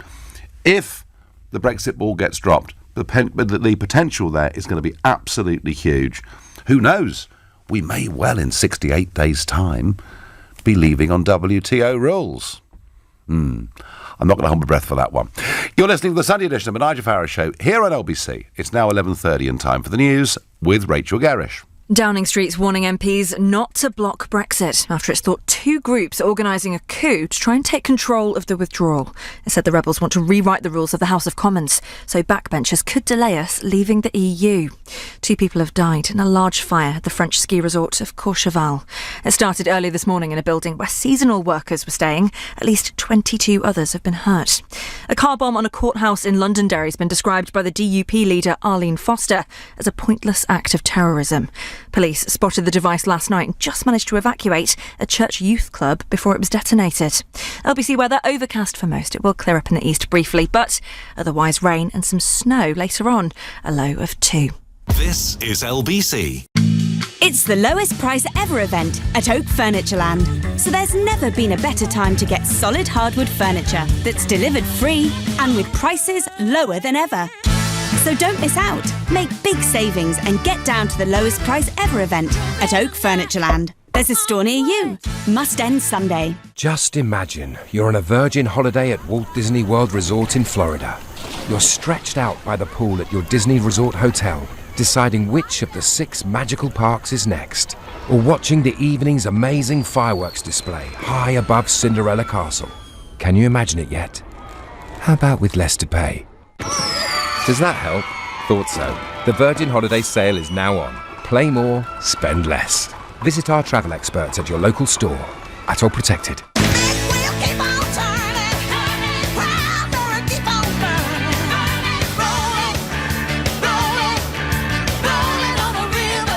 At the AA, we're always trying to make your journey better. Our mechanics fix 8 out of 10 cars at the roadside, usually within 30 minutes of arriving. You could say we're simply the best. Oh, sorry, that's the wrong song. Join today from just £5 a month. Visit theaa.com. The AA, because anything can happen. New customers only. T's and C's apply. The Vodafone Big Winter Sale is now on. Save £192 on the Samsung Galaxy Note 9. And get 100 gig of data now only £56 a month, plus £29 up front. The Vodafone Big Winter Sale. Go online or in-store today. The future is exciting. Ready? Vodafone. 24-month agreement. Credit check and RPI increase apply. See vodafone.co.uk/terms. Ends 4th of Feb. That feeling you get when you order a pizza and an extra one gets delivered. When you go to the pub and bump into old friends. Cheers. Or when you book Emirates with special fares. Make 2019 even better. Enjoy gourmet meals, up to 3,500 entertainment channels and exceptional service. All with our special return fares starting from £379. Book by 31st of January 2019. Limited availability. Terms and conditions apply. Visit emirates.com/UK. Fly Emirates. Fly better. E-receptionist's word of the day. FOMOB. Noun. Pronounced FOMOB. Fear of missing out on business. I won't be able to answer my phone when I go into that meeting. What if a client calls? What if a new client calls? And it's a new contract, and I missed the call? Adam has FOMOB. Fortunately, E-receptionist manages and diverts all your calls, meaning you never miss an important opportunity. Sign up for a free 30-day trial now at ereceptionist.co.uk. Fight the FOMOB with E-receptionist. T's and C's apply. Free trial cancellation required to avoid charges. The Nigel Farage Show on LBC. Call 0345 6060 973.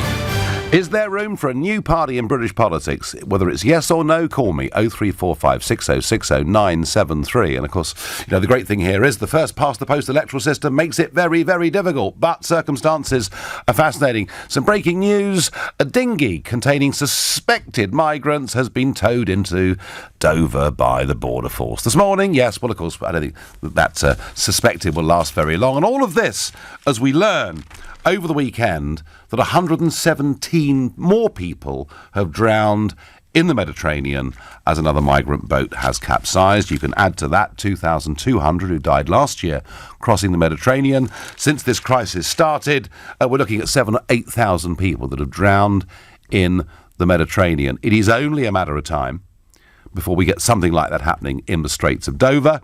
And I repeat the point I made a couple of weeks ago. We ought to be clear that absolutely nobody that comes to Kent via this route illegally will be allowed to stay in our country and claim refugee status here. They have come already from a safe country. And unless we put that message out, there will be drownings, I'm sorry to say, in the English Channel. As it is, every single person that comes in via this route finishes up in a centre somewhere.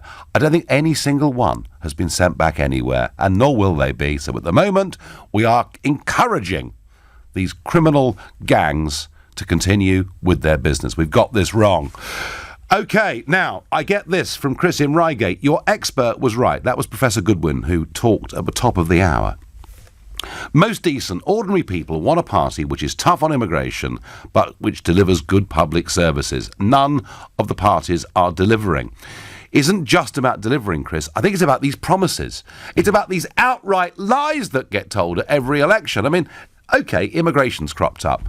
Conservative 2010 manifesto, we'll reduce it to tens of thousands. No chance. 2015 manifesto, we'll reduce it to tens of thousands. No chance. 2017, we'll reduce it to tens of thousands. No chance. Oh, we'll deliver Brexit and take back control of our borders. Look at the latest immigration proposals, which are suggesting actually the numbers could go up considerably in the course of the next few years. This is part of that breakdown of trust. This is what creates potentially the environment for a new party. And The Sun today did a big piece on this, calling it UKIP. So what's the truth of all of it? Well, a lot of new parties have been formed over the course of the last year or two. A registration has been put into the Electoral Commission for the Brexit Party, all right? And it's headed up by a lady called Catherine Blakelock, and she told me she was going to do this, and it's got my full support in every way. I think, that at some point, a party with that name might be needed. It may not be, but it might well be needed. But the idea that somehow, I'm being coy about whether I'm going to become the party leader or whatever. Look, my position is, and it's very, very clear, I want to make it really clear to all those people in Westminster, on both parties, that if they think they can betray Brexit and get away with it scot-free, they can't. There will be a new political party, and yes, I very much hope in those circumstances to be part of it. I don't want to do this, but if I have to do it, I will. And please don't think, any of you, that it's just the Tory party this could hurt. In 2015, David Cameron won a majority, which he hadn't expected to do, because the UKIP 4 million votes hurt Labour in terms of seats more than it hurt the Conservatives. So come on, MPs, you can stop the need for this new Brexit party by just delivering Brexit. It's not difficult, really, is it? But is the space there? Ollie is a new caller from Durham. Ollie, hi. Hi, Nigel. Nice to speak to you. Good morning to you. So, is there room for a new Brexit-type party? Yeah, I actually believe there is. And I know that you're associating yourself with this new party that has just been put into the Electoral Commission. And so that probably means that the party will be on the sort of centre-right of the political spectrum. But what frustrates me is the lack of centrist voices, liberal voices who are advocating for leave and democracy and obeying the result of the referendum. So I think if you wanted a successful new political force, it should actually occupy the centre but be pro-leave. I don't know, Ollie, what sort of left and centre and right even mean anymore, really. I think the whole thing has changed so much. But you talk about those liberal voices for leave. I mean, it's quite difficult, really, isn't it? Because most people who today would self-identify as liberal are Remainers. Yeah, that's very true. I mean, if you look at the Liberal Party from which the Liberal Democrats sort of emerged, they actually still exist as like a minor force. Yes, they do. They were pro-leave. Yes, they do. They do. You're absolutely right. And there is still an SDP that still exists from years ago, and they're pro-leave as well. And it's always fascinated me that people that called themselves liberals would actually be supporters of a big, giant anti-democratic club. It didn't make any sense to me in terms of history whatsoever. No, I agree. So you think, Ollie, what you're saying is that for a new party to succeed, it must not be seen to be too far out on any end of the spectrum. Yeah, absolutely. When Caroline Lucas in that debate said that it was a project by the right for the right, and Brexit needs to not be seen like that. Yeah. And the space really is there in the centre ground because the Liberal Democrats have collapsed on themselves. So it's funny how politics changes, Ollie. There's a fella called Lord Stoddart of Swindon, and he's about 90 now. And he sits in the House of Lords, and he was Labour all his life, a former railwayman. He was Labour. He was a minister in Wilson's government, an old, Tony Benn style, fierce Eurosceptic, brilliant public orator. And he said in the 1975 referendum, The Times, in one of their editorials, described David Stoddart as a dangerous left-wing extremist, because he wanted us to leave what was then called the EEC. He said, the funny thing is, nearly 50 years on, people say with my views I'm a dangerous right-wing extremist. So it's very, very funny how perceptions of this change. And actually, even when I first joined the European Parliament, Ollie, there were more Eurosceptics on the left in the European Parliament than there were on the right. So it's very shifting sands, it seems to me, some of these definitions of left and right. Ollie, thank you, and you make a very, very fair point. I have voted only 4 times in my life, mainly because I have no belief in the political system. A centrist party is needed badly. So there's a few of you saying this, that whatever happens here, a new party must not be seen to be too much on the right, or indeed on the left. Nigel, given your opposition to the first-past-the-post system, would you support a second referendum on the alternative vote? Or would that be undemocratic, says Liam in London? Liam, I cannot believe we had a referendum on the alternative vote, a system that was preferential, not even proportionate. It was a absolute Clegg's biggest disaster. having fought for years for proportional representation, was to allow a referendum to go through for a system that nobody could explain in a sentence and that didn't actually work. The whole thing was a disaster. I have, for a long time now, supported the AV Plus system, and this is something that Roy Jenkins, because Tony Blair asked him to go away and come back with a way of updating British politics, and back in 98, Roy Jenkins came back with AV Plus. What does it mean? It means the constituency of Guildford, for argument's sake, would become 25% bigger than it is now. The person who came first would be regardless of their political shade, would represent Guildford, and that link between the constituent and the member would be maintained. Then, for the last 25% of seats in Parliament, there'd be a second vote, and you'd vote for a party list system on that. And then any particular view in this country, which had appreciable support, like 5% or more, would be represented in Westminster. And, so many people say, oh, well, look, I'm a Conservative, and I live in Sheffield, or, I'm Labour and I'm living in East Grinstead. What's the point of going to vote? There's no incentive. You know already who's won the constituency. At least with AV Plus, there'd be a second vote, and you could perhaps vote for something, perhaps a new idea that would get representation in politics. It's a terrible system to make sure that we preserve in aspic these two big parties, and we try and stop new thought and new ideas coming through. It's a disaster, actually. Johnny is a new caller from Rayleigh. Good morning to you.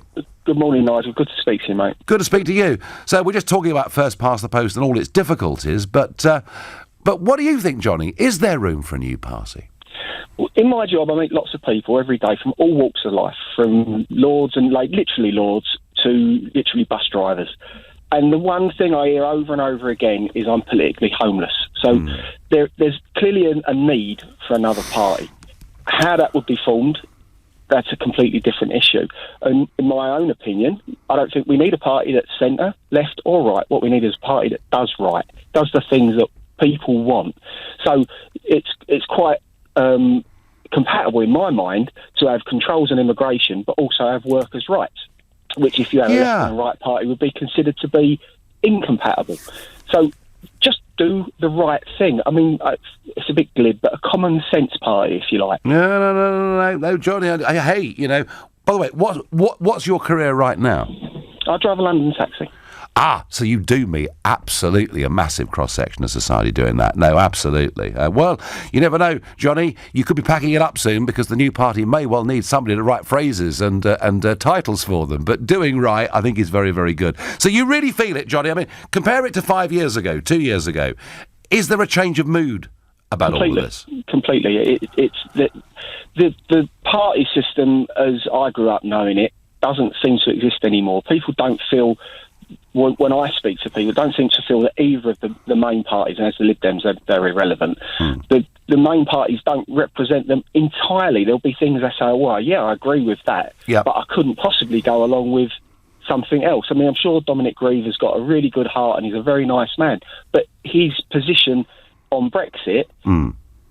in the eyes of a lot of people, it's completely unacceptable, and that probably applies to Anna Soubry as well. I'm sure she's a decent person, and she's got, her heart's in the right place, but not necessarily her politics. Johnny, not left and right, just doing the right thing. Like that, not bad. You're listening to the Sunday edition of the Nigel Farage Show here on LBC, and it's now 11:45. Coming up at 12 on LBC, Majid Nawaz. Led by Dominic Grieve, MPs will tomorrow unveil their plan to make no deal impossible and to suspend Article 50. Is this the triumph of democracy or its end? Majid Nawaz on LBC. Paul, Winston Wolfe. You're a landlord and I see you're in a pickle. Yeah? Your tenants can't pay the rent, and I'm here to tell you to call the smart guys at Direct Line. Their landlord insurance has rent guarantee of up to $250,000, and they pay until the issue is resolved. That's a relief. Now enjoy your pickle, Paul. Landlord insurance with rent guarantee up to £250,000. Can your landlord insurance do that? Cover purchase as part of legal expenses add-on. Qualifying criteria apply. Eviction notice must have been correctly served before you can claim. Restricted claims for existing tenants in the first 90 days when product first purchased. Residential landlords only. Oracle Cloud helps organisations everywhere build their tomorrow today, like the World Bee Project. With bee populations falling, we could face a global food crisis. Oracle Cloud provides new insights into the reasons behind this decline. With Oracle Cloud, the World Bee Project helps to protect pollinators, people, and the planet. Find out more at oracle.com/UK. Oracle Cloud, your tomorrow today. Just 2.5 hours away lies Gibraltar, with Mediterranean sun and a wealth of wildlife and heritage to be discovered. Learn about Gorham's Cave, a World Heritage Site. Trek through historical military tunnels, watch dolphins, and enjoy breathtaking views. With VAT-free sterling shopping and excellent events all year round, you'll never be bored. For details, visit the Gibraltar Tourist Board's website at visitgibraltar.gi. Gibraltar, a year of culture. Have you had an operation that has left you with persistent pain around the healed scar? You may feel this pain as burning, aching, shooting, throbbing, or stabbing. At St Pancras Clinical Research, we're looking at a new potential treatment for this pain, which we apply topically. The study will take place in London, and if you volunteer, you'll be paid for your time and reasonable expenses. Find out more at stpancrasclinicalresearch.com. That's stpancrasclinicalresearch.com. Drivers, this should raise a smile. When you're out driving this winter, it's important to know that you can trust your tyres and brakes to keep you safe. That's why at QuickFit, we'll check them both for free. For peace of mind, book online or head down to your local QuickFit today and drive away happy, whatever the weather.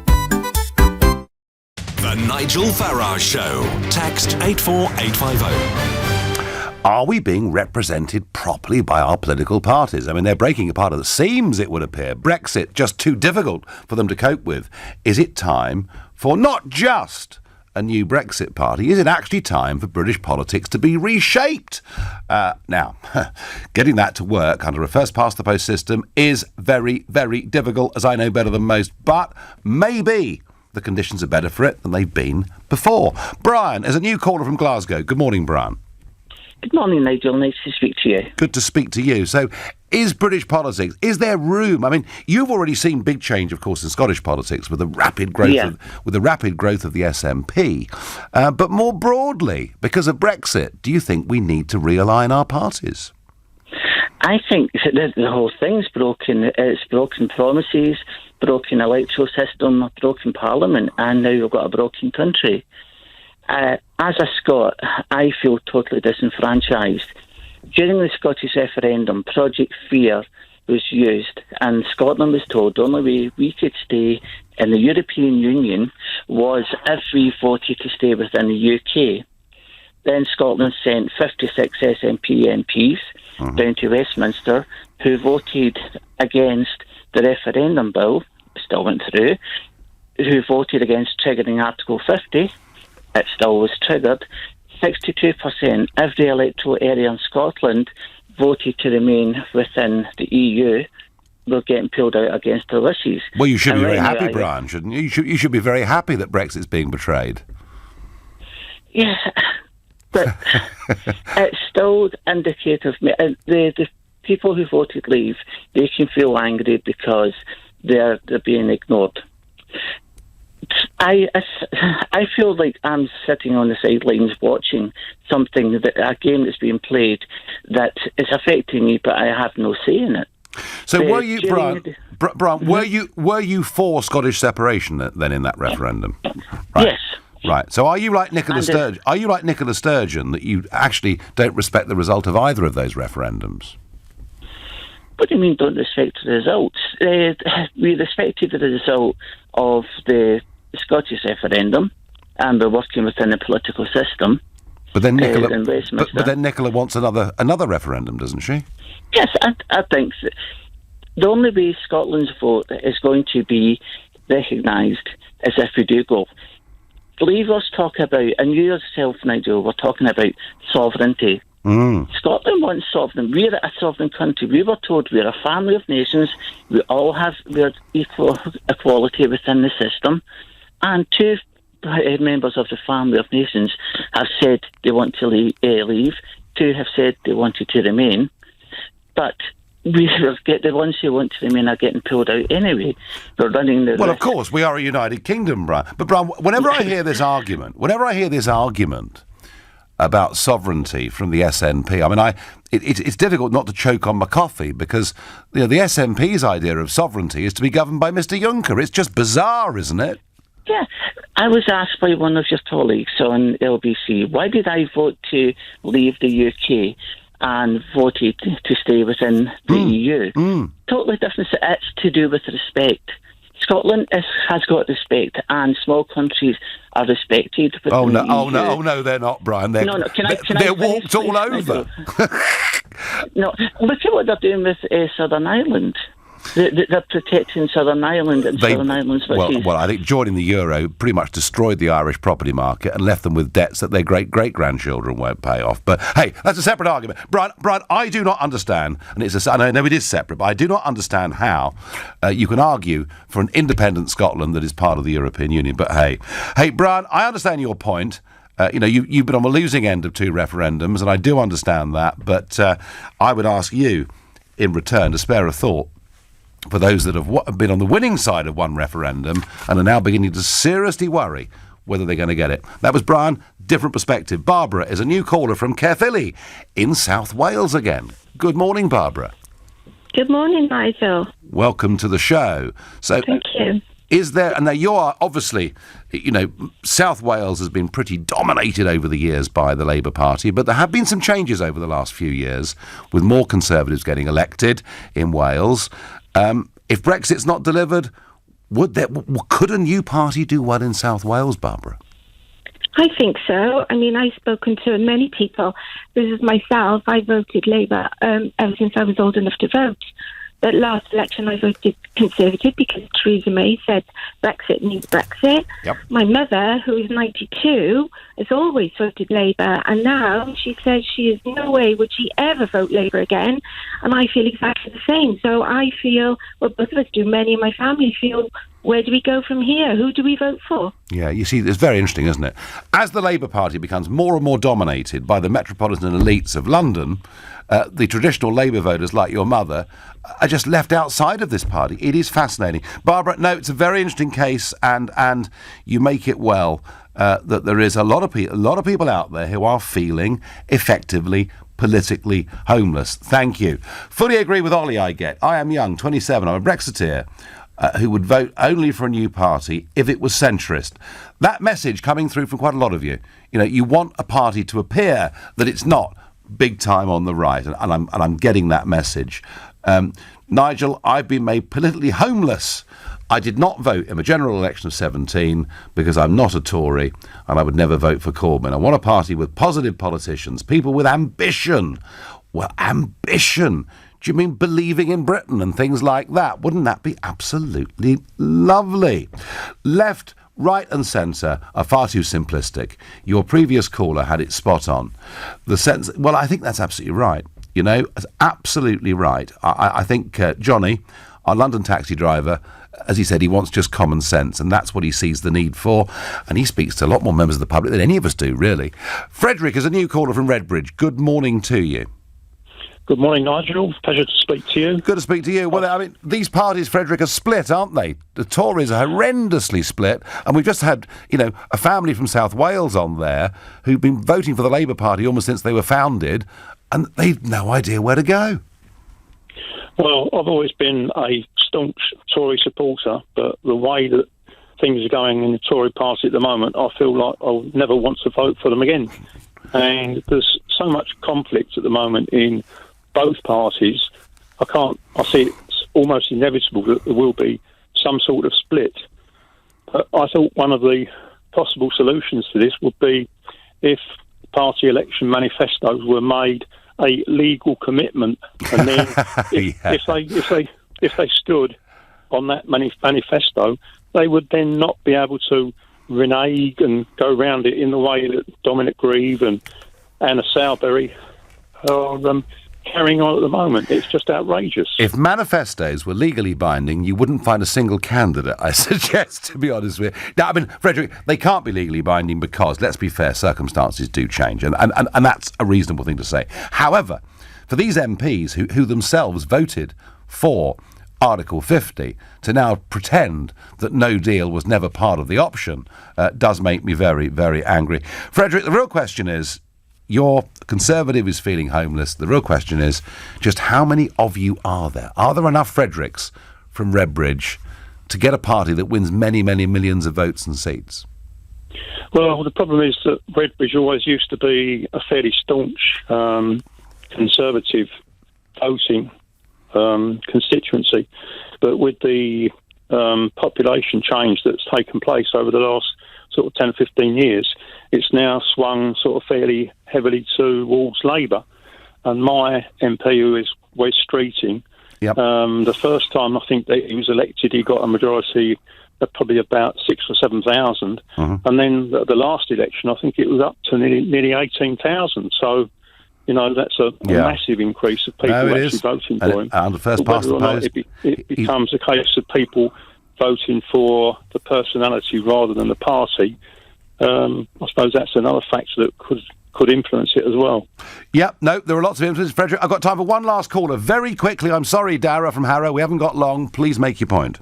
Morning, Nigel. Good morning. I'm a Labour member. I'm going to be actually struggling to renew my Labour membership because I think this is actually going to split the party between the metropolitan elites in London, whether they be Corbynistas or Blairites, who are pro-globalisation, very internationalist, and people from traditional blue-collar working-class households like mine in the suburbs of London, and even in the north of the country and in South Wales, who are just sick of the fact that working-class people's voices are being sidelined in Labour. I mean, you only have to look at the composition of the parliamentary party with people like Chuka Ramuna, Sadiq Khan, Yvette Cooper, Liz Kendall, previously Ed Balls as well, to realise that these people, you know, not only don't live in the world that lots of working class people do, but they just simply don't understand our concerns on free movement and how that undercuts wages and on the austerity project which Europe has inflicted on so many countries. And I think I'm a young person myself. A lot of my generation are Remainers, partly due to the fact that in our schools lots of teachers do impress pro-Remain views on us, which is unfortunate. I tell you what, Dara, I'm out of time with you, which is a shame. When we talk about education, you ring up next time. Dara, thank you. And Dara making the point, it is not just the Conservative Party with real problems over Brexit. There are millions of people like Dara out there who support the Labour Party. I'll be back tomorrow at 6 o'clock. At 3 this afternoon, it's Ian Payne. But up next, it's Majid Nawaz. Thank you, Nigel. Coming up, according to new research, universities and student societies organised at least 200 events with extremist speakers last year. My old university, SOAS, tops the league. Have we lost the ability to identify bigotry? Before that, according to figures obtained under Freedom of Information laws, the Home Office